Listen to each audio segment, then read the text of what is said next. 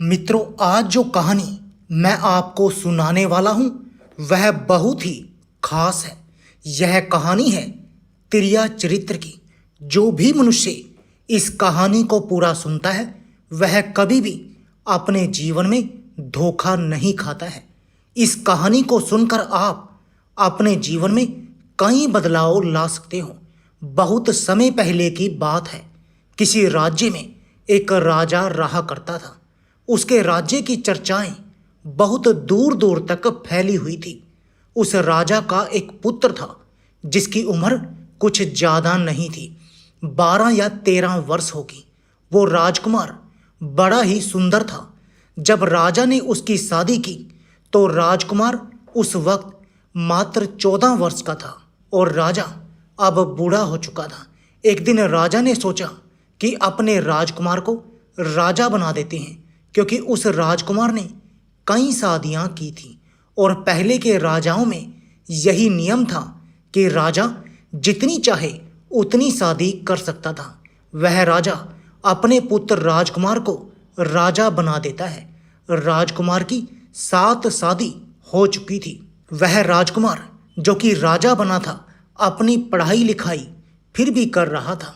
वह रोज गुरुकुल में पढ़ने के लिए जाया करता था। एक दिन की बात है, वह राजकुमार पढ़ने के लिए विद्यालय जा रहा था तो रास्ते में उसे एक पनिहारी मिली। पनिहारी बहुत सुंदर थी। उस पनिहारी ने राजकुमार से पूछा था कि हे राजा, आप रोज कहाँ जाते हैं? राजकुमार कहता है कि मैं रोज विद्या ग्रहण करने के लिए अपने गुरु के पास जाता हूँ। तो वह कहती है, यह तो अच्छी बात है, लेकिन ये तो बताइए कि आपने तिरिया चरित्र पढ़ा है? राजकुमार कहता है कि नहीं, मैंने ये कभी नहीं पढ़ा है। फिर पनिहारिन कहती है कि आप तिरिया चरित्र अवश्य पढ़ना। मित्रों, राजकुमार कहता है कि यह तिरिया चरित्र क्या होता है? पनिहारिन ने कहा कि आप यह बात अपने गुरु से जाकर पूछना कि तिरिया चरित्र को क्यों पढ़ना जरूरी है। राजकुमार कहता है कि मैं आज ही जाऊंगा और अपने गुरु से जाकर पूछ लूंगा कि आपने मुझे तिरिया चरित्र क्यों नहीं पढ़ाया। इतनी बात कहने के बाद वह राजकुमार वहां से चल देता है। मित्रों, पनिहारिन की बात सुनकर वह राजकुमार गुस्से में था। उसकी आंखें लाल थी। वह अपने गुरु के पास जाकर प्रणाम करता है। गुरुजी ने पूछा कि बेटा, क्या हुआ? आज तुम क्रोध में दिखाई दे रहे हो। तुम्हारी आंखें लाल क्यों हैं? क्या बात है, मुझे बताओ। राजकुमार ने क्रोध में जवाब दिया कि गुरुदेव, आपने मुझे तिरिया चरित्र क्यों नहीं पढ़ाया? यह बात आपने क्यों छुपाई? तिरिया चरित्र के बारे में मुझे क्यों नहीं पढ़ाया? मित्रों, गुरु कहते हैं, बेटा, तुम तिरिया चरित्र नहीं पढ़ पाओगे, क्योंकि तिरिया चरित्र पढ़ना खतरे से खाली नहीं होता। और जब तुम तिरिया चरित्र पढ़ोगे तो उससे तुम्हारी जान भी जा सकती है। मित्रों, राजकुमार कहता है कि गुरुदेव, आप इसकी चिंता ना करें, मैं खुद इस राज्य का राजा हूँ। तब अपने शिष्य की ऐसी बात सुनकर गुरुजी कहते हैं कि ठीक है, अब तुमने हट कर ली है तो अब हम तुम्हें तिरिया चरित्र पढ़ाते हैं। तिरिया चरित्र पढ़ते पढ़ते राजकुमार को 1 साल हो गया और जब 1 वर्ष हो गया तो गुरु ने कहा कि बेटा, अब तुम्हारी पढ़ाई पूरी हो चुकी है। अब तुम घर जा सकते हो और आज से अपने राज्य को चला सकते हो। अब तुम्हें यहाँ आने की कोई आवश्यकता नहीं है। मित्रों, राजकुमार कहता है कि ठीक है गुरुदेव। राजकुमार जैसे ही जाने को होता है, गुरुदेव उसे रोक लेते हैं और कहते हैं, बेटा, मैं तुम्हें एक ऐसा यंत्र देता हूँ, जब तुम इसे अपने कानों में लगाओगे तो कोई भी तुम्हें पहचान नहीं पाएगा और तुम उसे पहचान लोगे। राजकुमार वह यंत्र अपने हाथों में ले लेता है। मित्रों, गुरु कहते हैं कि तुम इस यंत्र को ले जाओ और रात के 12 बजे, आज ही की रात में, अपने महल से निकलकर के जंगल की तरफ पूर्व दिशा की ओर जाना। और जब तुम पूर्व दिशा की ओर जाओ तो यह यंत्र अपने कानों में लगा लेना और वहीं पर खड़े हो जाना। वह राजकुमार कहता है कि ठीक है गुरुदेव, मैं ऐसा ही करूँगा।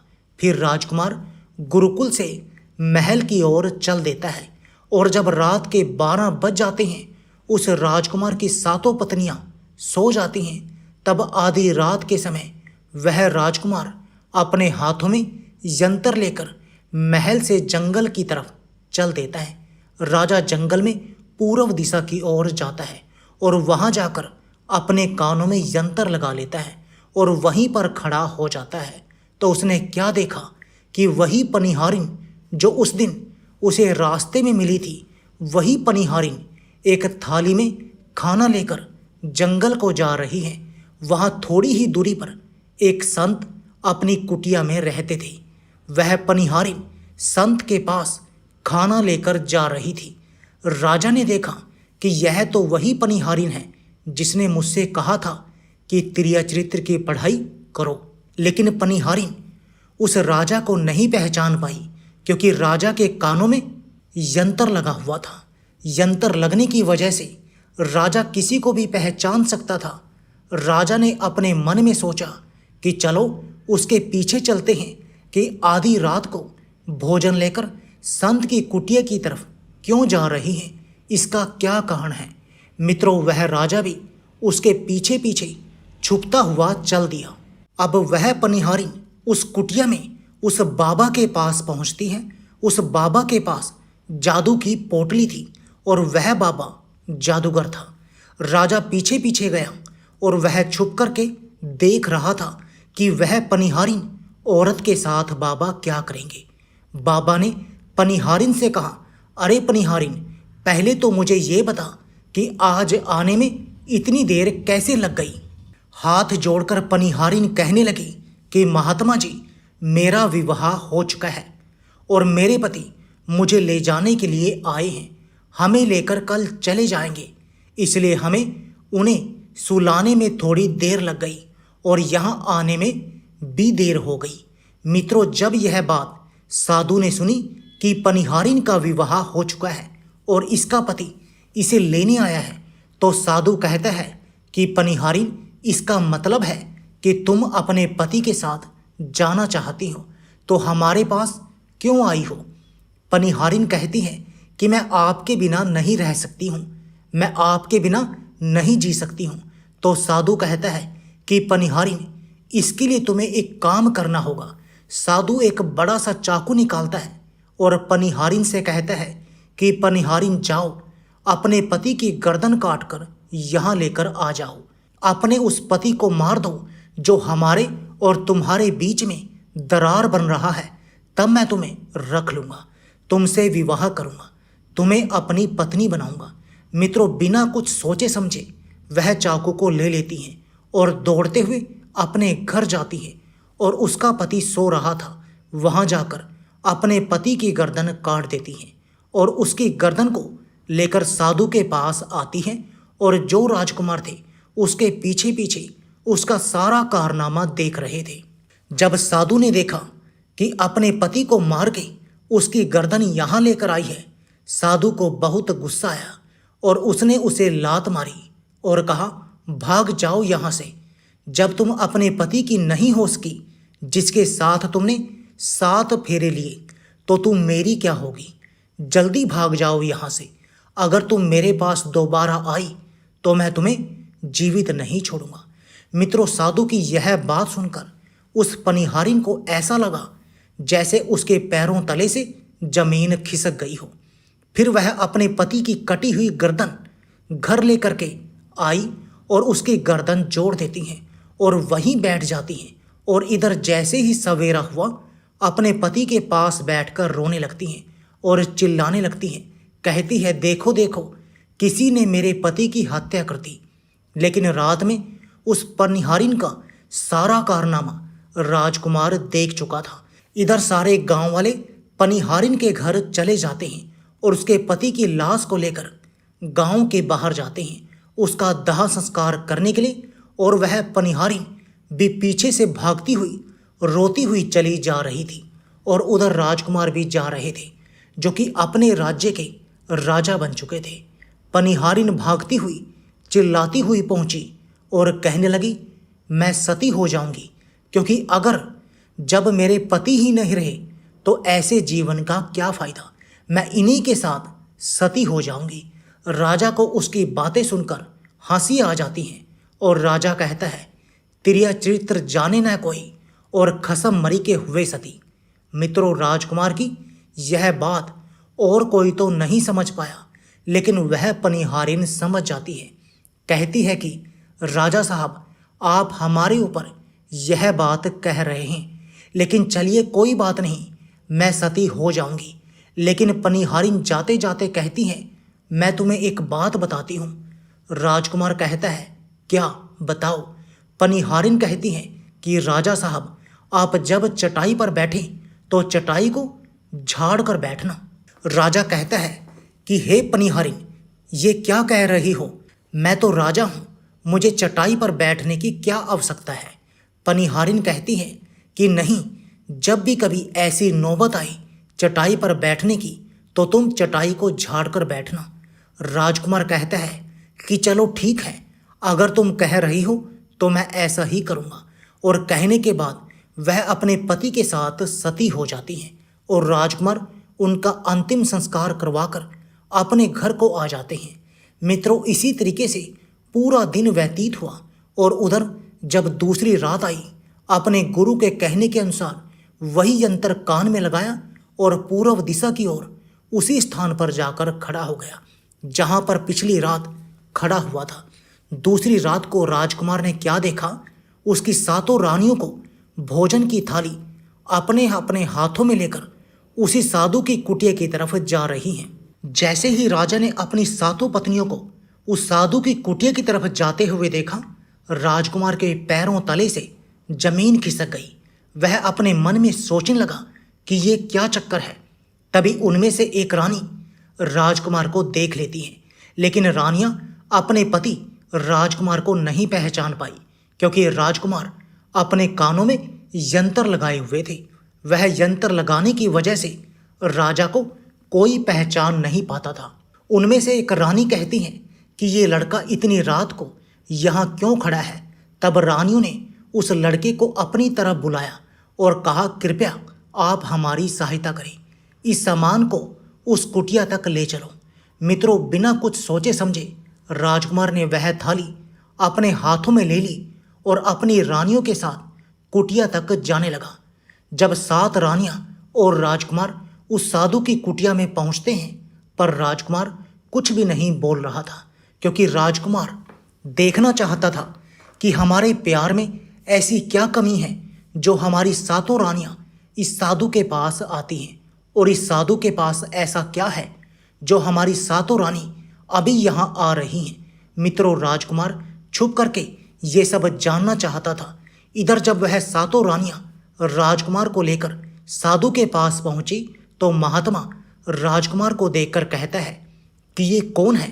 तो सातों रानियां कहती हैं कि महात्मा जी, ये बालक हमें रास्ते में मिला, इसने हमारी सहायता की तो हम इसे अपने साथ लेकर आ गए। रानी कहती हैं कि एक काम करते हैं, इसे आज रात यहीं रहने देते हैं, कल सुबह होते ही यह चला जाएगा। वह साधु उनकी बातों को मान लेता है। वह साधु अपने शिष्य को बुलाता है और उससे कहता है कि आज रात के लिए इस बालक के रुकने की व्यवस्था कर दो। वह शिष्य राजकुमार को लेकर एक कमरे में जाता है। उस कमरे में एक चटाई बिछी हुई थी। शिष्य कहता है कि देख भाई, आज तुझे चटाई पर सोना पड़ेगा। वह शिष्य राजकुमार को इतना कहकर वहाँ से चला जाता है। मित्रों, राजकुमार उस कमरे में अकेला होता है। अपने मन में सोचता है कि आज तो नौबत आ ही गई चटाई पर सोने की। चलिए कोई बात नहीं, आज की रात हम चटाई पर ही गुजार लेंगे। राजकुमार जैसे ही चटाई पर बैठने ही वाला था, उसे पनिहारिन की बात याद आ गई। वो सोचने लगा कि पनिहारी ने मुझसे कहा था कि जब भी तुम्हें चटाई पर बैठने की नौबत आए तुम चटाई को अवश्य झाड़ लेना। चलो आज पहले इसे झाड़ ही लेते हैं, हो सकता है इसका कोई राज हो। जैसे ही राजा ने चटाई उठाई तो उसने क्या देखा? उसने देखा कि एक बहुत बड़ा भयानक कुआं है। जब उस कुएं को देखा तो राजा के होश उड़ गए। राजा उस कुएं के अंदर झांक कर देखता है। राजा को अंदर बहुत सारे कैदी दिखाई देते हैं जिन्हें उस साधु ने अंदर कैद करके रखा था। उन कैदियों में से एक आदमी ने राजकुमार को पहचान लिया। बाद में राजकुमार से कहता है कि राजकुमार, आप यहाँ कैसे आ गए? राजकुमार कहता है कि धीरे बोलो, नहीं तो सब पोल पट्टी खुल जाएगी। तब सभी कैदियों ने कहा कि राजा साहब, आप यहाँ से भाग जाएं। हम तो यहाँ से निकल नहीं पाए, लेकिन आप यहाँ से भाग जाएं, नहीं तो आपका भी यही हाल हो जाएगा जो कि हमारा हुआ है। आप भी यहाँ फंस जाएंगे। आपको भी पकड़कर ये साधु इसी में डाल देगा। आप जितना जल्दी हो सके यहाँ से भाग जाएं। राजा जब उस कमरे के अंदर गया था तो उसने अपने कान में से यंत्र निकाल लिया था, और जब राजा वहाँ से भागा तो अपने कान में यंत्र लगाना भूल ही गया। मित्रों, राजा को भागते हुए उन रानियों ने और साधु ने देख लिया था। रानियों ने जब राजा को भागते हुए देखा तो रानी कहती है, यह तो हमारा पति है। महात्मा से कहती है कि महात्मा जी, अब तो हमारी सारी पोल पट्टी खुल जाएगी। ये तो हमारे पति हैं और वे भागे जा रहे हैं। उन्होंने हमें यहाँ देख लिया है, अब हमारा क्या होगा? तो साधु कहता है कि तुम यहाँ क्या देख रही हो? जल्दी जाओ और अपने पति को पकड़ कर लाना। तो रानियाँ राजकुमार को पकड़ने के लिए भागती हुई जाती हैं, लेकिन वह राजकुमार जो राजा था इतना तेज था कि वह अपने महल जा पहुंचा, और घबराई रानियों के तो होश उड़ गए। फिर वह वापस उसी बाबा के पास आती हैं और बाबा से कहती हैं कि महाराज, अब तो हमारे पति हमें जीवित नहीं छोड़ेंगे। हम जैसे ही घर जाएंगे वह हमारी जान ले लेंगे। महात्मा, आप हमें बचा लीजिए, इसका कोई उपाय कीजिए। तब जाकर वह साधु रानियों को एक जादुई कील देता है और कहता है कि जब तुम जाओ तो अपने पति को बहला फुसलाकर उसके माथे में यह जादुई कील घुसा देना। यह तुम्हारे पति को ढेर बना देगा और तब साथ मिलकर उसे मार देना। बस कहानी खत्म हो जाएगी। मित्रों, ये विचार करती हैं कि राजा सबसे ज़्यादा प्रेम सबसे छोटे वाली रानी को करते हैं, तो वह रानियां मिलकर जादू वाली कील छोटी रानी को दे देती हैं और कहती हैं, ये लो, तुम्हारा काम है, तुम किसी भी तरह राजकुमार के सर में यह कील गाड़ देना। तो छोटे वाली रानी कहती है, ठीक है, और छोटे वाली रानी कील ले लेती है। जब राजा ने उन सातों रानियों को आते हुए देखा तो क्रोध में कहा कि पहले तुम यहीं रुको, पहले मुझे यह बताओ कि हमारे राज्य में और मुझ में ऐसी क्या कमी है कि तुम आधी रात को उस साधु के पास जाती हो? इसका क्या कारण है? पहले तो मुझे ये बताओ। तो सातों रानियां हाथ जोड़कर कहती हैं, महाराज, हमें माफ़ कर दीजिए। हमें लगता है कि उस साधु बाबा ने हम पर कोई जादू टोना कर दिया था, इसलिए हमसे ऐसी गलती हो गई। आइंदा ऐसी गलती हमसे कभी नहीं होगी। छोटी रानी की ऐसी बातें सुनकर राजा उनकी बातों को मान लेता है, क्योंकि वह राजा छोटी रानी से बहुत प्रेम करता था। मित्रों, वह राजा भी सोचने लगता है कि शायद उस बाबा ने ही इन पर कोई जादू टोना किया होगा, और अपनी सातों रानियों को माफ़ कर देता है और कहता है, ठीक है, तुम अपने कमरे में चली जाओ। सबसे छोटी रानी, जिसे राजकुमार बहुत प्रेम करता था, वह राजकुमार को खाना खिलाती है और राजकुमार को सुला देती है। जब वह राजा सो गया तो वह रानियां भी वहीं आ जाती हैं। सबसे छोटी रानी जो थी वह जादुई कील निकालती है और राजा के माथे में घुसा देती है। राजा पूरी तेजी से उठा, लेकिन इतने समय में वह ढेर बन चुका था। अब उस राजा में इतनी शक्ति नहीं थी कि उन सातों रानियों से मुकाबला कर सके। वह सातों रानियां उस राजा को पकड़ने लगी। राजा फिर भी हिम्मत नहीं हारा और अपने महल की खिड़की से कूदकर राजा भागते भागते अपने गुरु के पास पहुंच गया और कहने लगा कि गुरुजी, मुझे माफ़ कीजिए, मेरी जान बचाइए, नहीं तो मैं मर जाऊंगा। गुरु कहते हैं कि बेटा, मैंने तुमसे कहा था कि तुम तिरिया चरित्र मत सीखो, इसमें जान भी जा सकती है। देखा इसका नतीजा? राजकुमार कहता है, हे गुरुदेव, मुझे माफ़ कर दो, और जल्दी मेरी जान बचाइए, नहीं तो मैं मारा जाऊंगा। मेरी पत्नी ने मेरे सिर में जादुई कील ठोक दी है, जिसकी वजह से मैं ढेर बन चुका हूँ। मित्रों, गुरु ने जब ध्यान से देखा तो कहा कि यह वही कील है जो साधु ने दी है, मैं तुम्हें अब नहीं बचा सकता। राजकुमार कहता है, नहीं गुरुदेव, ऐसा मत कहिए, मैं आपका शिष्य हूँ, आपका कर्तव्य है मेरी जान बचाना। तो गुरु कहते हैं कि बेटा, मैं तुम्हारी जान बचा तो नहीं सकता, लेकिन एक उपाय है। राजकुमार कहता है कि क्या उपाय है?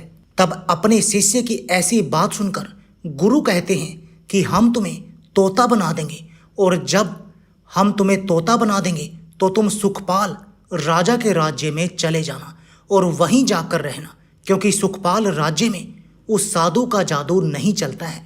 और तुम्हें जब बहुत प्रेम करने वाली स्त्री मिलेगी तो तुम पुनः राजकुमार बन जाओगे।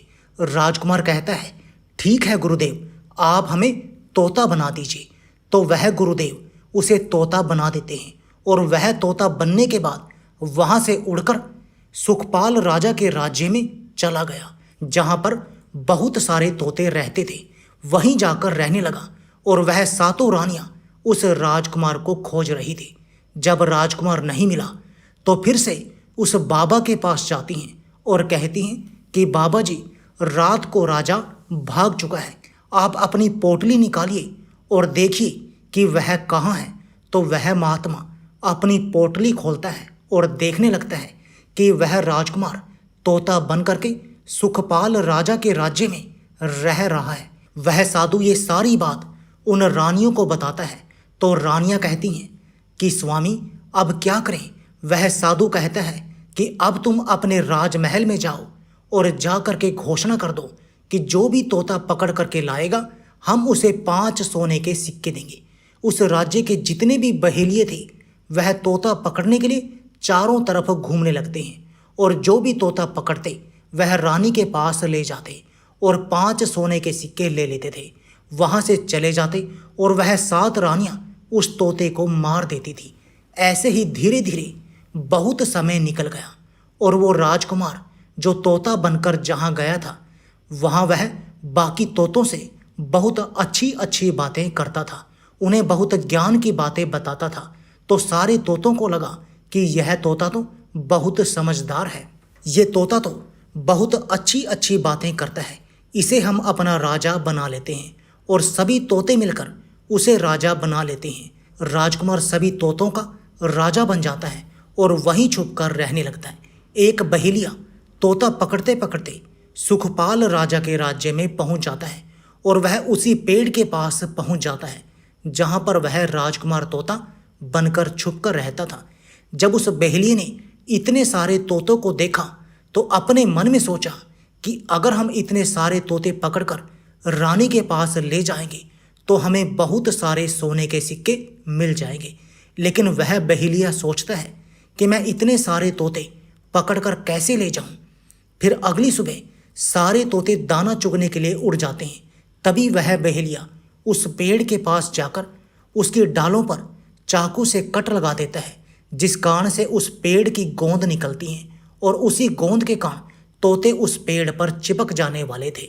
मित्रों, बहेलिया वहीं छिपकर बैठकर यह नज़ारा देखने के लिए इंतजार करता है, और जब शाम हुई सारे तोते उड़कर वापस उसी पेड़ पर जा बैठे। तभी उन सारे तोतों के पंख और पैर उस गोंद में फंस गए और वे सभी पेड़ की शाखाओं पर चिपक गए, क्योंकि पेड़ पर हर जगह गोंद ही गोंद थी। उनके साथ राजकुमार तोता भी शामिल था। अपने राजा राजकुमार तोते से अपनी अपनी जान बचाने के लिए सलाह मांगने लगे। एक तोता कहता है, हे राजन, आप कुछ भी करो लेकिन हमें आज़ाद कराओ, नहीं तो सुबह बहेलिया आएगा और हमें पकड़ करके ले जाएगा तथा मार डालेगा। मित्रों, तभी राजकुमार उन सभी को शांत करके कहता है कि मेरी बात को ध्यान से सुनो। जब सुबह बहेलिया आएगा तब तुम सभी मरने का नाटक करना, जिस कारण से वह बहेलिया तुम्हें निकाल कर जमीन पर रख देगा। उसे ऐसा आभास होना चाहिए कि सारे तोते मर चुके हैं। समय रहते तुम सभी उड़कर अपने सुरक्षित जगह पर जाना, बाकी मैं सब कुछ संभाल लूंगा। फिर वे सभी अपनी योजना के अनुसार पेड़ पर लटक गए, मानो जैसे सभी मर चुके हैं। फिर दूसरी सुबह जब बहेलिया वहां आता है तो वह देखता है कि सारे तोते मर चुके हैं और उसे इस बात का अफसोस हो रहा था कि सारे तोते मर चुके हैं। इसलिए वह उन सभी को पेड़ से निकालकर जमीन पर रख देता है। तभी सही मौका देखकर सारे तोते झट से उड़ गए। वहीं दूसरी तरफ उसने देखा कि जो राजकुमार था, जो तोता बना हुआ था, वह वहीं पर रह गया और नीचे जितने भी तोते थे वह सभी उड़कर भाग गए। बहेलिये ने सोचा, अरे ये क्या हुआ, इस पेड़ पर सिर्फ एक ही तोता है जो कि मरा लटका हुआ है और जितने तोते मैंने छुड़ाकर नीचे रखे थे वह सभी उड़कर भाग गए। बहेलिये ने सोचा, इसका मतलब ये है कि इन सारे तोतों ने मिलकर मेरे साथ धोखा किया है। अब राजकुमार जो था, जो तोता बना हुआ था, वही सिर्फ पेड़ पर लटका हुआ था। वह बहेलिया कहता है कि ये सब तुम्हारी चाल है, चलो अब मैं तुम्हें लेकर जाऊंगा और रानी के हाथ बेच दूंगा और मुझे 5 सोने के सिक्के मिल जाएंगे। और इधर वह बहेलिया उस तोते को बेचने के लिए रानी के पास जाने लगता है। मित्रों, रास्ते में वह तोता कहता है कि तुम मुझे कहाँ ले जा रहे हो? तो वह बहेलिया कहता है, मैं तुम्हें बेचने के लिए रानी के पास ले जा रहा हूँ। अगर मैं तुम्हें वहाँ बेच दूंगा तो मुझे 5 सोने के सिक्के मिलेंगे। वह राजकुमार कहता है कि मैं अगर तुम्हें 50,000 सोने के सिक्के दिला दूं तो क्या तुम मुझे नहीं बेचोगे? बहेलिया कहता है कि तुम मुझे 50,000 सोने के सिक्के कैसे दिलाएगा? मित्रों, तोता कहता है कि राजा सुखपाल के यहाँ एक बहुत बड़ा मेला लगता है, तुम मुझे वहीं बेचो, मूल्य मैं स्वयं बताऊंगा।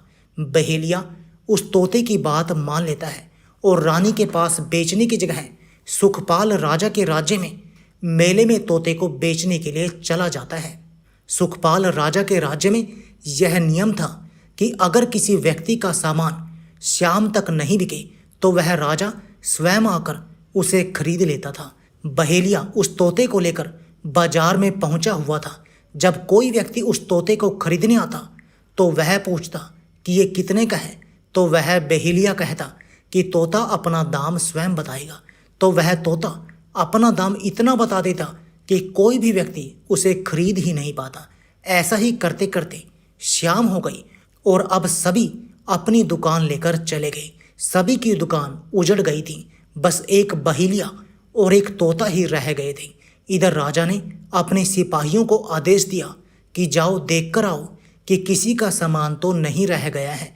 जब राजा के सिपाही आए तो उन्होंने देखा कि एक बहेलिया तोते को लेकर बैठा हुआ है। सिपाही बहेलिये से कहते हैं कि बहेलिया, तुम्हारा तोता क्यों नहीं बिका? तुम इसे कितने में बेच रहे हो? तो तोता कहता है कि जो इन्हें 50,000 सोने के सिक्के देगा वही मुझे खरीद पाएगा। उस तोते की बात सुनकर वह सिपाही आश्चर्य में पड़ जाते हैं और सोचते हैं, अरे यह तोता अपना मूल्य स्वयं बताता है।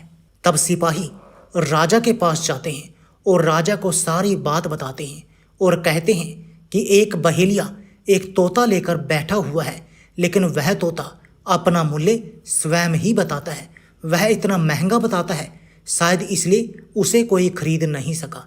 राजा सिपाहियों से पूछता है कि वह अपना मोल कितना बता रहा है। तो सिपाही कहते हैं, अपना मूल्य 50,000 सोने के सिक्के बता रहा है। चलिए हम खरीदेंगे, अगर नहीं खरीदेंगे तो हमारे राज्य की बदनामी होगी कि राजा के बाजार में एक तोता नहीं बिका। और इसलिए राजा अपने मंत्रियों के साथ अपने रथ पर सवार होकर बाजार में पहुंचता है और कहता है कि इस तोते का क्या मूल्य कितना है।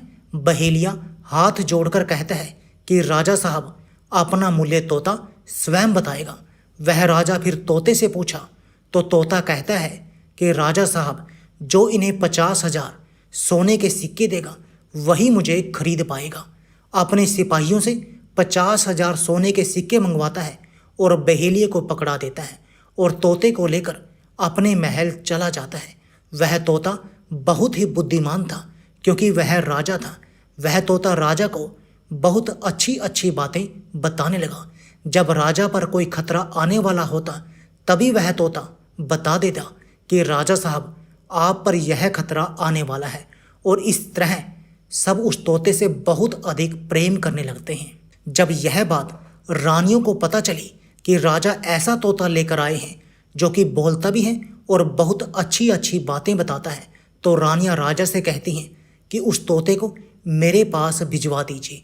हम भी उस तोते को देखना चाहते हैं, हम उस तोते से बातें करना चाहती हैं। राजा अपने मंत्रियों से कहकर वह तोता रानियों के पास भिजवा देता है। रानी उस तोते से बातें करके बहुत खुश हो जाती है।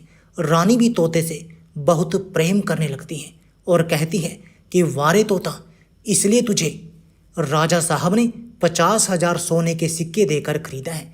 राजा की एक पुत्री थी जो कि बड़ी ही सुंदर थी। रानी अपनी पुत्री से कहती है कि आज से तुम ही इस तोते का ध्यान रखो और कल तुम इसे अच्छे से धोकर नहला देना। वह राजकुमारी भी उस तोते से बहुत प्रेम करती है।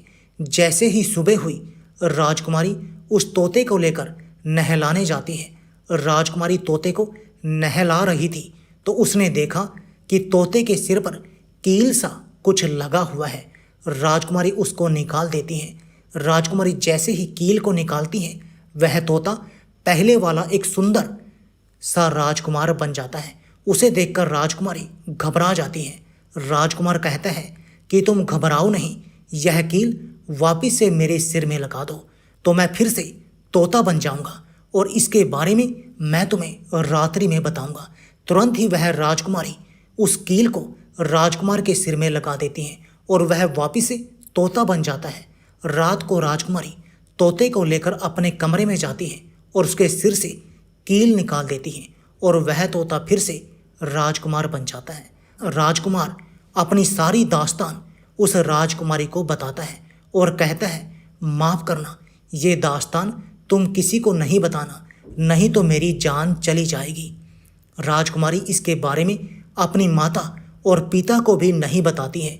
दिन भर वह तोता रहता है और रात को राजकुमारी उस तोते को अपने कमरे में ले जाती है और उसके माथे से कील निकाल देती है और वह राजकुमार बन जाता है। और रात में वह दोनों साथ में ही रहते हैं और ऐसे ही धीरे धीरे समय निकलता गया। राजकुमारी को राजकुमार से प्रेम हो जाता है। इधर क्या हुआ, जो राजकुमार की पत्नियां थी वह बहुत सारे तोते मरवा देती हैं, लेकिन जो राजकुमार तोता बना हुआ था वह उन्हें नहीं मिलता। और तब वे उसी साधु के पास जाती हैं और कहती हैं कि हे महात्मा, हमारा पति तो अभी तक हमें नहीं मिले, हम अब क्या करें, उन्हें कैसे मारें। वह साधु फिर से अपनी पोटली खोलता है और देखता है कि वह राजकुमार अभी तक तोता बनके राजा के घर में रह रहा है। वह साधु रानियों से कहता है कि तुम एक काम करो कि तुम नृत्य कला सीख लो। हम सभी मिलकर उस राजा के घर नृत्य कला करने जाएंगे और जब राजा हम पर प्रसन्न हो जाएगा और हमें कुछ मांगने को कहेगा तो हम उस तोते को ही मांग लेंगे और फिर आसानी से उसे मार देंगे। मित्रों, धीरे धीरे समय बीता। साधु तबला बजाना और सातों रानी पूरी तरह से नृत्य कला सीख चुकी थी। तब साधु को लगा कि हम सफलता प्राप्त कर सकते हैं और उस तोते को उस राजा से मांग सकते हैं। साधु अपना भेष बदलकर उन सातों रानियों को नृत्य कला वाली स्त्री बना करके राजा के दरबार में पहुंच गए। राजा उस साधु से पूछता है कि आप लोग कौन हैं, यहाँ क्यों आए हैं। तब साधु कहता है कि हम सब नृत्य कला वाले हैं, आपके महल में हम नृत्य कला दिखाना चाहते हैं। तो राजा को भी गाने और बजाने का बहुत शौक था, वह मान जाते हैं।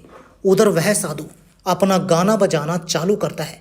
जब उनकी गाने बजाने की आवाज़ तोते के कानों में पहुंची तो तोता समझ गया कि वह साधु हमारी सातों रानियों को लेकर भेष बदलकर यहाँ पर आ गया है, अब हमारी जान नहीं बचेगी। लेकिन जब राजकुमारी उस तोते को लेकर अपने कमरे में जाती है, उस तोते के सिर से कील निकालती है और वह तोता राजकुमार बन जाता है और वह राजकुमार सारी बातें उस राजकुमारी को बताता है। कहता है कि देखो, जो यह गाने बजाने वाले आए हैं यह वही साधु है। यह गाने बजाने से राजा को खुश कर देगा और बदले में मुझे मांग लेगा और ले जाकर मुझे मार देगा। मित्रों, वह राजकुमार कहता है कि सुनो राजकुमारी, जब राजा आदेश दे कि तोते को लेकर आओ तो तुम मुझे मत देना। जब राजा खुद ही मुझे लेने आए तब भी तुम मुझे मत देना। यह कहना कि तोते को नहीं दूंगी, और जब राजा न माने, राजा तुमसे जिद करे और मुझे मांगे, तब तुम गुस्से में आकर के पिंजरे को फेंक देना। उसके बाद मैं अपने बचने का रास्ता स्वयं ही ढूंढ लूँगा। राजकुमारी कहती हैं कि ठीक है, और वहाँ गाना बजाना हुआ तो राजा प्रसन्न होकर उन्हें कहते हैं कि मांगो, क्या मांगना चाहते हो।